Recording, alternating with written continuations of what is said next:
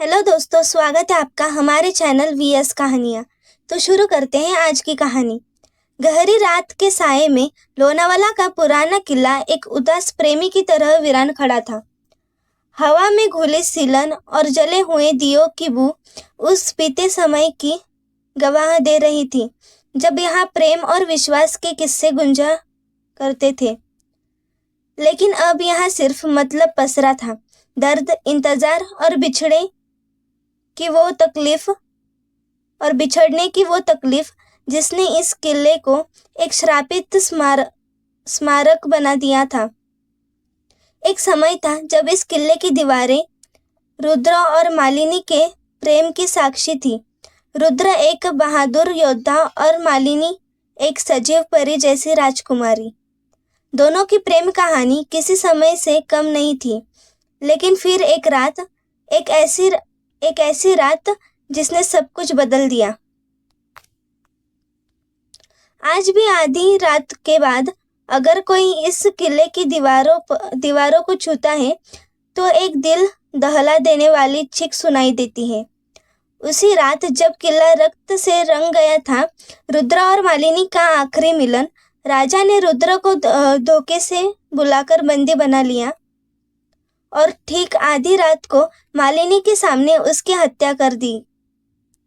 लेकिन जैसे ही रुद्र की आत्मा ने शरीर छोड़ा, किले की हर ईंट से करुण चीखें उठी, मानो खुद इस पत्थर की दीवारों को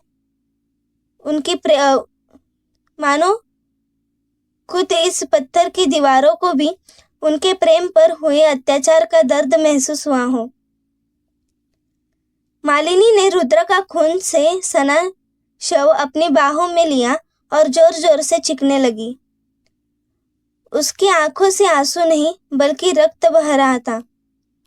उस रात लोनावाला की हवाओं में सिर्फ एक ही आवाज गूंज रही थी, मालिनी के विलाप की। उसने अपनी कलाई की नसें काट ली और रुद्र के निर्जीव शरीर से लिपट गई। लेकिन जैसे ही उसकी आत्मा शरीर छोड़ने लगी, कुछ भयानक हुआ। किले के चारों ओर काली परछाइयां घिर आई, जमीन कांपने लगी और अचानक किसी ने मालिनी की आत्मा को रोक लिया।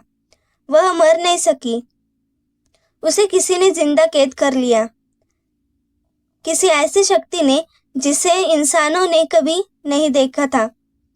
वो रात बीत गई, पर किले में जो रह गया वह सिर्फ मौत का साया था। सुबह जब सैनिक वहां पहुंचे तो रुद्र का शरीर वही था, पर मालिनी उसका शरीर कभी नहीं मिला।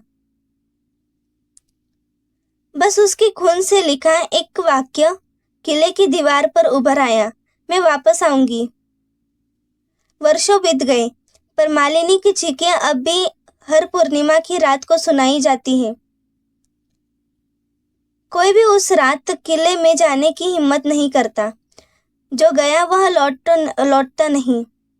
कुछ लोगों का कहना है कि मालिनी अब भी किले में घूमती है, अपने प्रेमी को ढूंढ रही है। लेकिन सबसे भयानक बात यह है कि हाल ही में कुछ पर्यटकों ने किले की दीवारें पर वही खून से लिखा संदेश देखा जो सदियों पहले वहां उभरा था, मैं वापस आऊंगी। पर इस बार एक और पंक्ति जुड़ गई थी, और इस बार मैं अकेली नहीं आऊंगी। इस बात को महज अफवाह समझकर कुछ लोग हिम्मत करके किले के अंदर गए। लेकिन जो उन्होंने देखा उससे उनकी रूह तक कांप गई। वहां खून से भीगे कपड़े पड़े थे, जैसे किसी ने अभी अभी वहां कुछ भयानक किया हो। अचानक हवा में एक स्त्री की करुण पुकार गूंज उठी, रुद्र। और अगले ही पल उन सभी लोगों की चीख हवाओं में घुल गई और फिर कभी कोई उन्हें देख नहीं पाया। आखिर कौन था जिसने मालिनी की आत्मा को रोका था? वह किसके साथ वापस आ रही थी? और किले में जाने वाले लोग आखिर कहाँ गायब हो गए? कभी कभी कुछ प्रेम कहानियां सिर्फ किताबों में दर्ज नहीं होती, बल्कि समय की गहराइयों में कैद होकर सदियों तक चीखती रहती है। लोनावाला का वह किला अब भी उन्हीं चीखों से गूंज रहा है। सदियों पहले रुद्र और मालिनी का प्रेम, जो इस दुनिया के अन्याय और क्रूरता का शिकार हुआ, अब एक बद्दुआ बन चुका था। इस किले के हर पत्थर पर उनका दर्द बसा था, हर हवा के झोंके में उनकी वेदना थी। कहते हैं कि प्रेम सबसे पवित्र भावना होती है, लेकिन अगर उस प्रेम को क्रूरता से तोड़ दिया जाए तो वह प्रेम नहीं, एक श्राप बन जाता है। और लोनावाला का किला अब एक श्रापित प्रेम का जीता जागता उदाहरण बन चुका था। उस रात जब कुछ जिज्ञासु पर्यटकों ने किले में जाने की गलती की तो वे कभी वापस नहीं लौटे, लेकिन उनके मोबाइल कैमरा में रिकॉर्डिंग हुई अंतिम तस्वीर ने पूरे शहर को हिलाकर रख दिया। तस्वीरों में एक औरत सफेद साड़ी में खून से सने चेहरे के साथ पत्थरों के बीच से निकलती देखी। लेकिन सबसे भयानक बात यह थी कि जब पुलिस उन तस्वीरों को जूम कर रही थी तो मालिनी की भयानक आंखों के पीछे कुछ और चेहरे की झलक भी दिखाई दी। काले, अधजले, भयंकर चेहरे की झलक। उन तस्वीरों को जिसने भी देखा उसकी रातों की नींद उड़ गई। कुछ लोगों ने यह मान लिया था कि किले में अब सिर्फ मालिनी की आत्मा नहीं है, बल्कि कोई बेहद खौफनाक शक्ति भी वहां बस रही थी।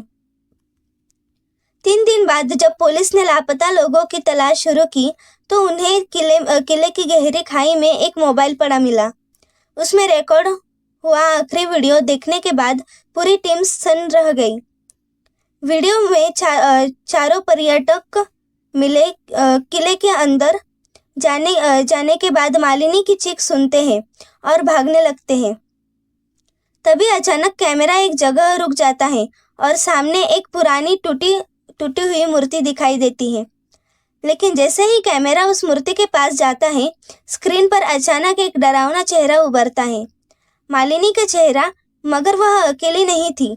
उसके पीछे अंधेरे में खड़ी हुई परछाइयां हिलने लगी। कैमरे में लेंस से दिखा कि वे सब पर्यटकों की ओर दौड़ रही थी और फिर स्क्रीन काली हो गई। वीडियो के आखिरी सेकंड में सिर्फ एक धुंधली आवाज सुनाई देती है, मैं लौट आई हूँ और मैं अकेली नहीं हूँ। इस किले में हर घटना को सिर्फ एक भूतिया कहानी मानने वालों को तब सबसे बड़ा झटका लगा जब पुरातत्व विभाग ने एक राज खोला। यह किला सिर्फ मालिनी और रुद्र की प्रेम कहानी का गवाह नहीं था।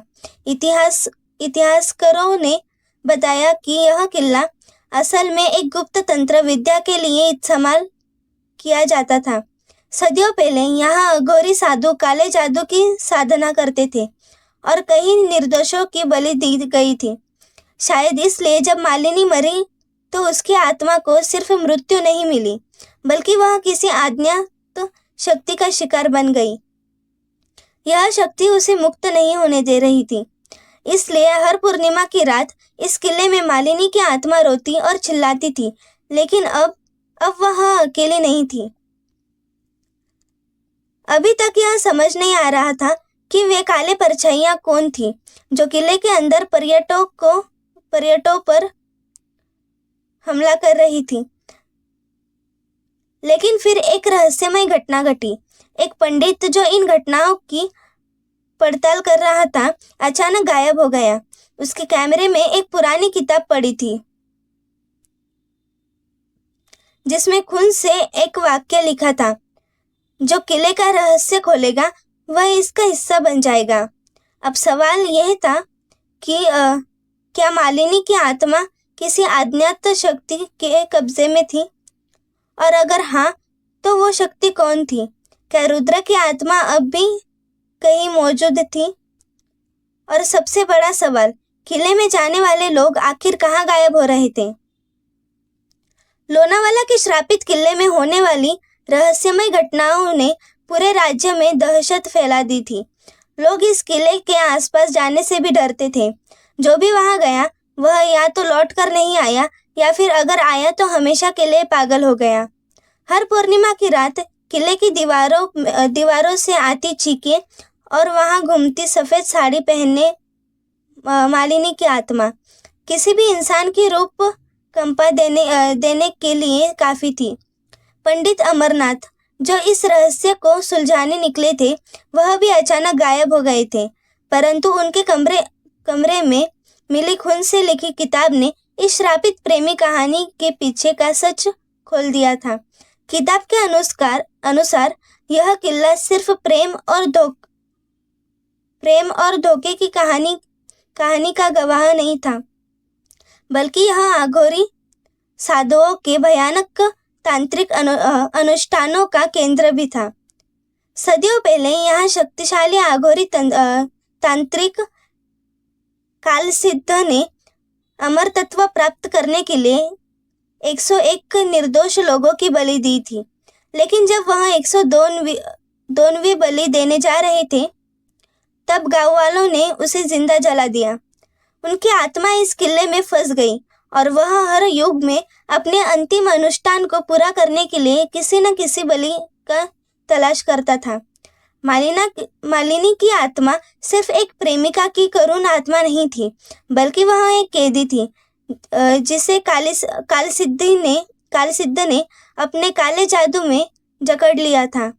इसी कारण वह शांति नहीं पा सकी और किले के अंदर सदियों से भटक रही है। रुद्र के वंश में जन्मे एक युवक अर्जुन को सपनों में बार बार मालिनी बुला रही थी। उसने महसूस किया कि उसे ही श्राप को समाप्त करना होगा। अर्जुन ने पूरे गांव में पुजारियों को इकट्ठा किया और किले में एक महायज्ञ करने का निर्णय लिया। लेकिन जैसे ही वे सभी किले में पहुंचे, वहां की हवा भारी हो गई, जमीन कांपने लगी और चारों ओर से चीखे की आवाज आने लगी। किले के अंदर पहुंचते ही अर्जुन और पुजारियों को एक भयानक दृश्य दिखाई दिया। दीवारों पर खून से अजीब मंत्र लिखे हुए थे और बीच में एक जलता हुआ अग्निकुंड था, जिसमें से एक अधजला शरीर निकल रहा था। कालसिद्ध, वह अपनी काली आंखों से अर्जुन को घूर रहा था। अचानक पूरा किला हिलने लगा और जमीन से कई अधजली परछाइयां निकलने लगी।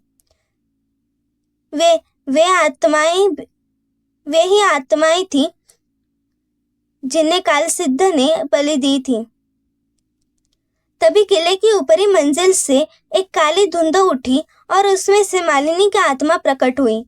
लेकिन यह वही मासूम मालिनी नहीं थी जिसे अर्जुन ने सपनों में देखा था।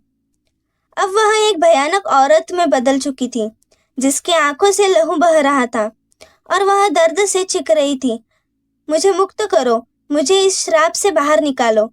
अर्जुन समझ गया कि उसे कुछ करना होगा, नहीं तो यह श्राप युगों तक बना रहेगा। उसने महायज्ञ शुरू किया, लेकिन जैसे ही उसने पहली आहुति दी, कालसिद्ध जोर से चिल्लाया और हवा में गायब हो गया। अगले ही पल पुजारियों में से 4 लोग हवा में उठने लगे और उनका शरीर धीरे धीरे राख में बदल गया। अर्जुन घबरा गया, लेकिन उसने अपनी चेतना नहीं खोई। मालिनी ने अर्जुन की ओर देखा और कहा, यह श्राप तभी टूटेगा जब कोई सच्चे प्रेम की शक्ति से इसे तोड़ेगा। सिर्फ बलिदान ही इस काले जादू को समाप्त कर सकता है। अर्जुन ने बिना सोचे समझे हवन कुंड में अपने दोनों हाथ डाल दिए और जोर से बोला, मैं अपने पूर्वज रुद्र की आत्मा और इस किले में बंद हर आत्मा की मुक्ति के लिए अपना जीवन समर्पित करता हूँ। अचानक किले की हर ईंट से रोशनी निकलने लगी, जमीन से निकल रही अंधजली परछाइयां चिकने लगी और आकाश में एक भयानक विस्फोट हुआ। कालसिद्ध की आत्मा जोर जोर से चीखी और फिर हमेशा के लिए राख में बदल गई। जैसे ही कालसिद्ध की शक्ति समाप्त हुई, किले की दीवार पर पड़ी दरारें ठीक होने लगी और मालिनी की आत्मा धीरे धीरे एक सुंदर रूप में बदलने लगी। उसकी आंखों से अब रक्त नहीं बल्कि आंसू बह रहे थे। उसने अर्जुन की ओर देखा और कहा, तुमने मेरे और रुद्र के प्रेम को इस श्राप से मुक्त कर दिया, अब मैं शांति पा सकती हूँ। अर्जुन ने मालिनी की ओर हाथ बढ़ाया, लेकिन वह धीरे धीरे हवा में विलीन हो गई। उसी क्षण किले के द्वार खुल गए और गांव वालों ने देखा कि अब वहां न कोई अजीब ऊर्जा थी, न कोई चीखें। लोगों ने राहत की सांसें ली, लेकिन अर्जुन अब इस दुनिया में नहीं था। उसने अपने जीवन का बलिदान देकर इस श्राप को समाप्त कर दिया। लोनावाला का किला अब एक सुंदर ऐतिहासिक स्थल बन गया। अब वहां न तो कोई आत्मा थी, न कोई श्राप, लेकिन हर पूर्णिमा की रात अगर कोई ध्यान से सुनता तो उसे हवा में दो प्रेमियों की धीमी हंसी सुनाई देती थी, रुद्र और मालिनी की। इस कहानी ने सिखाया कि प्रेम कभी मरता नहीं। सच्चा प्रेम हर बाधा को पार कर सकता है, यहाँ तक कि मृत्यु और श्राप को भी। परंतु जब लोभ, क्रूरता और अन्याय प्रेम के मार्ग में आते हैं तो वे सिर्फ विनाश लाते हैं। यह कहानी हमें यह भी सिखाती है कि बुराइयां कितनी भी शक्तिशाली क्यों न हो, अंततः सत्य, प्रेम और बलिदान ही उसे पराजित कर सकते हैं। लोनावाला का किला अब भी वहां है, पर अब वह श्रापित नहीं है। अब वह सिर्फ एक प्रेम कहानी की निशानी है, जो यह बताती है कि सच्चे प्रेम की कोई भी शक्ति नष्ट नहीं कर सकता। प्लीज वीडियो पसंद आई हो तो चैनल को सब्सक्राइब करें ताकि हमारे वीडियो आप तक पहुंच सके और बेल नोटिफिकेशन को ऑल पर सेट करें। धन्यवाद।